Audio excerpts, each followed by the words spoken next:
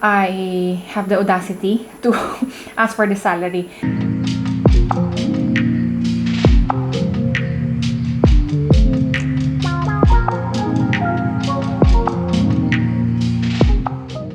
Hi guys! Welcome back to my channel. I am Joyce, here to share with you my life story and my journey.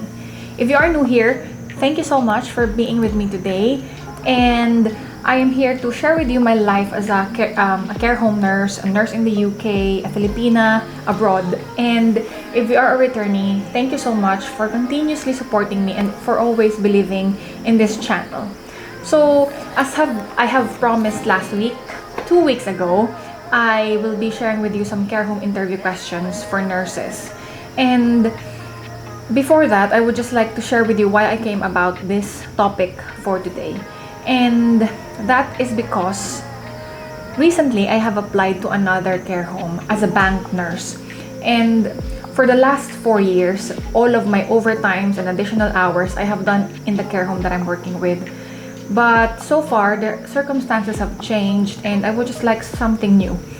If you have seen my previous video, you would know that as of now, I'm in a pickle. I don't know really what I want.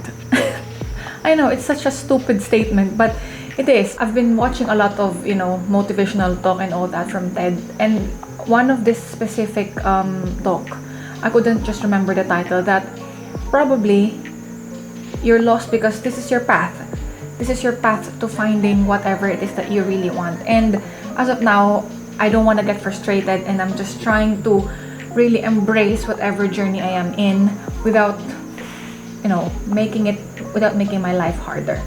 So yes, I have applied to this care home, which is a different company. With this new one, we've got, EMARs. Our medication sheet is now electronically and our care plans are electronic. So it's a different experience for me and I'm learning new things, which is kind of exciting. And also, I would say a different environment. But anyway, I am staying with my current company as this one is very convenient for me to go to. I just live about 10 to 15 minutes by car, by service, as I'm not driving. And yeah, so as of the moment, that is my decision. So anyway, let's dive in. On these questions, I will probably be able to give you some answers. But for some of the questions, I will just be putting link below this video so you can check out the answers for yourself. So, okay, for the first one, what do you know about the company? It's always good to have a background of the company you're applying in and making sure that you have some idea of their projects currently to make sure that they would see how eager you are to be in the company. There is always a plus point if they know that you have done your research. Second one, what attracted you to the company and motivations to wanting to work for the company? So like I said, it's always a bonus if you have some idea about the company and if you can just pitch in some ideas to help that goal to be met. And also, just wanted to add to you, I have also attended one of the interviews of our new nurse. So I've got some ideas from both the other company and the company I'm working with for these questions. Career history. In this one, you will be sharing, the types of job that you've done and your role. And also, they will also be looking at this one for any gaps in your employment. Next one is, how do you approach to developing relationship with your residents? Have you struggled making a connection or a relationship with your client, and how did you get past that, or how did it resolve? Next one, time you were under pressure. I think this question is like, we're always under pressure as nurses, and this is a good opportunity to share your strength in making sure that even under pressure, you are able to prioritize and make the job done. And what does accountability mean to you? Accountability. Ano nga ba ang accountability? Share a time when you have made a mistake and how did you correct it. So for this one, I also had a share of making mistakes, and the best thing really is just to be honest about the mistake, report it right away, and duty of candor, which means being transparent to what you have done and taking the necessary actions to correct it. So first is telling your line manager, and for example, you have given a wrong medicine to a client or to a resident or to a patient. What you would do is inform the resident and the family, and also make sure that you have done bloods if required or monitoring to make sure that after the mistake they are safe, and follow-ups if needed. And next one, what will you do if you found out that your colleague has made a mistake? This one is very tricky because we do not want to put other people in trouble, but if it's for the safety of your home, your client, it is really necessary. It's, you know, it's part of our job to be transparent and part of our job to protect the people that we are looking after. So what do you have to do? Write it down. Next one is, can you share a moment or a time where you have gone over and beyond what is expected of you? And this is not about bragging, but this is about them getting to know how dedicated you are to your work. Next is, how do you maintain a positive outlook? In the last year, during the pandemic, it has been difficult, I know, to maintain a positive outlook because it's always short and there's always more pressure to each staff for everything that needs to be done. And this is a good way of you sharing how you have coped through those difficult times. And next one, how do you create a positive environment? How do you? I would say that me as a person, I'm